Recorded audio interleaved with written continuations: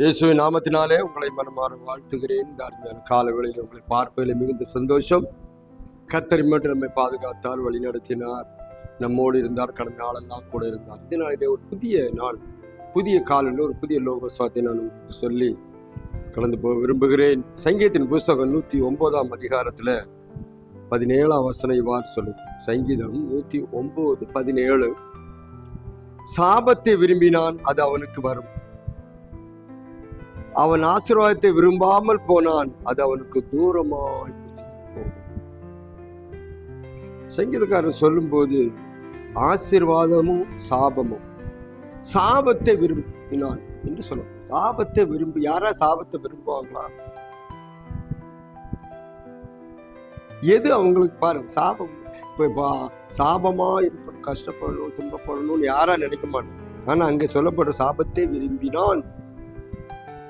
சிலவங்க சாபத்தை கூட விரும்புறாங்க, அது எனக்கு வேணும்னு கேட்கலாம், அதனால அது அவங்களுக்கு வருதாம். ஆசீர்வாதத்தை விரும்பாமல் போனார்கள்.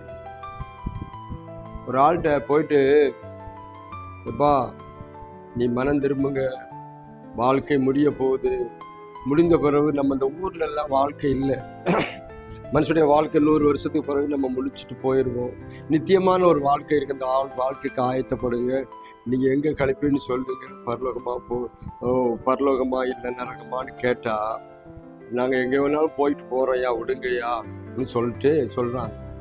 எல்லாரும் பரலோகத்துக்கு நீங்க கூட்டிட்டு போயிட்டீங்கன்னா நரகத்துல ஆள் வேண்டாமா, நரகத்துல ஆள் வேண்டாமா? ஸோ அதனால நான் நரகத்துக்கு போக விரும்புறேன்னு சொல்றேன். நரகம்னா ஏதோ ஒரு டூர் போற செலவுன்னு நினைச்சிட்டு இருக்காங்க, ஏதோ நல்ல ஊட்டி கொடைக்கானல் போல போயிட்டு நல்ல சந்தோஷமா இருக்கலாம்னு நினைக்கிறாங்க. அது போனா தானே தெரியும், செத்தா தான் தெரியும், சுடுகாடுன்னு சொன்ன போல போனது. அதன் வேதனையும் வலிகளும் தெரிஞ்சிருந்தா அப்படி சொல்ல மாட்டாங்க. அப்போ ஒவ்வொரு மனுஷனும் உள்ள விரும்புறான், எனக்கு இது போதும்,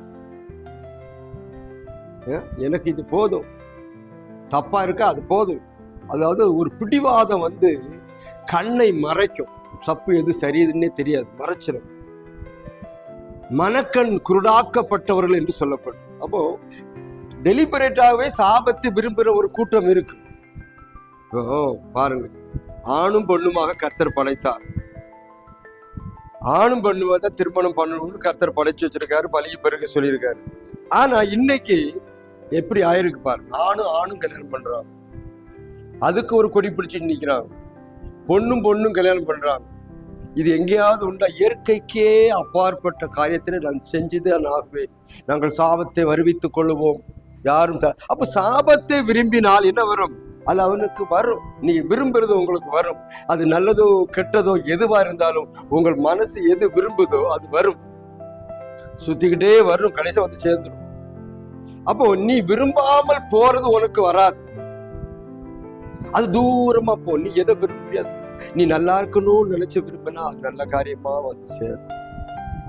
அப்ப அதைத்தான் சொல்லப்படுறது, மரணத்தையும் ஜீவனையும் உன் முன்னாடி வைக்கிற, நீ பிழைக்கும்படி ஜீவனை தெரிந்து கொண்டு. இந்த தெரிவை நம்மகிட்ட தான் விட்டுருக்க, எதை தெரியணும்னு சொல்லி எதை செலக்ட் பண்ணணுங்கிறது நம்மகிட்ட இருக்கு, உங்கள்கிட்ட இருக்குது. சொல்லத்தான் முடியும், அப்பா இது நல்லதில்லை இதை எடுத்துக்கோன்னு சொன்னா சொல்லத்தான் முடியும். ஆனா எடுக்கிறது நீங்க தான் எடுக்கணும், எடுத்து கொடுக்க முடியாது, தூக்கிட்டு போக முடியாது. ஆனபடினாலே ஈவன் சங்கீதக்காரன் சொல்லும் போது சாபத்தை விரும்புறவங்களுக்கு சாபம் வரும். இன்னைக்கு நம்ம கஷ்டப்பட்டுட்டே இருக்கணும்னு நினைக்கிறாங்க. சில சமயத்துல வாழ இனி அவ்வளவுதான் முடிஞ்சு போச்சு, இல்லை இனிமேல் அவ்வளவுதான், சில சமயம் சொல்லிட்டே இருப்பாங்க, இனி அவ்வளவுதான் முடிஞ்சு போச்சு, ஒண்ணுமே இல்லை என்று சொல்ல அது உங்களை தேடி வந்துட்டே இருக்கும்.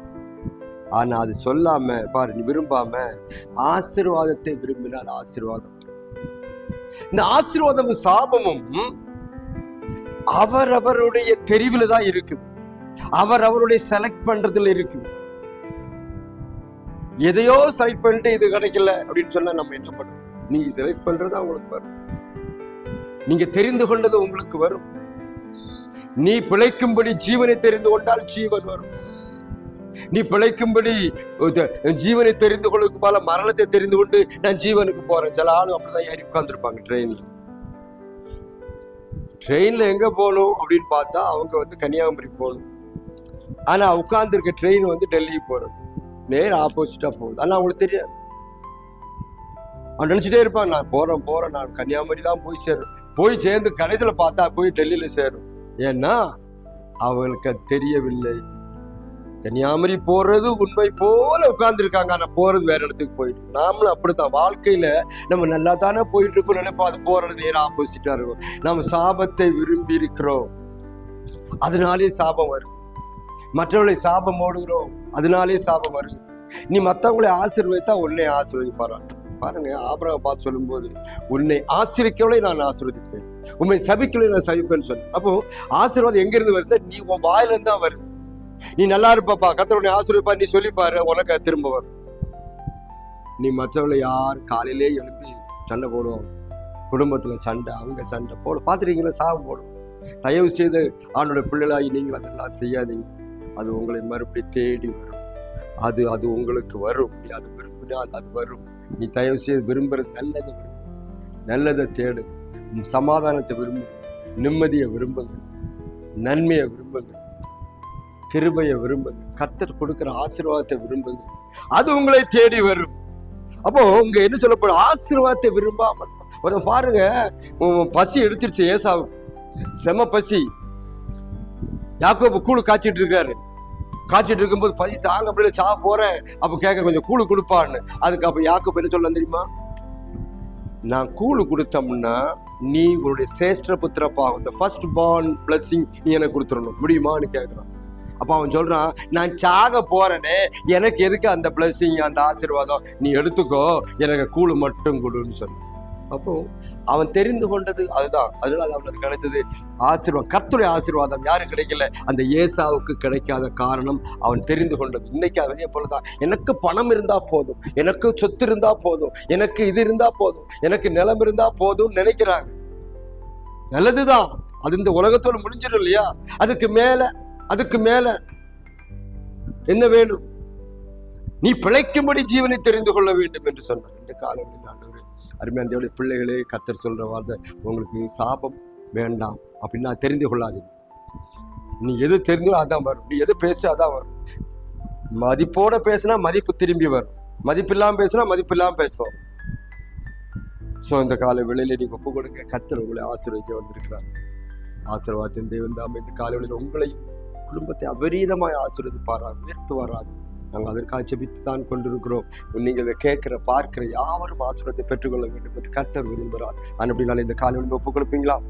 ஆண்டவரே, எனக்கு நான் சாபத்தை விரும்ப மாட்டேன், ஆசீர்வாதத்தை விரும்புகிறேன் சொல்லுங்க. நாளை கர்த்தர் உங்களையும் குடும்பத்தையும் அவரையும் ஆசீர்வதிப்பாராக. ஆமென்.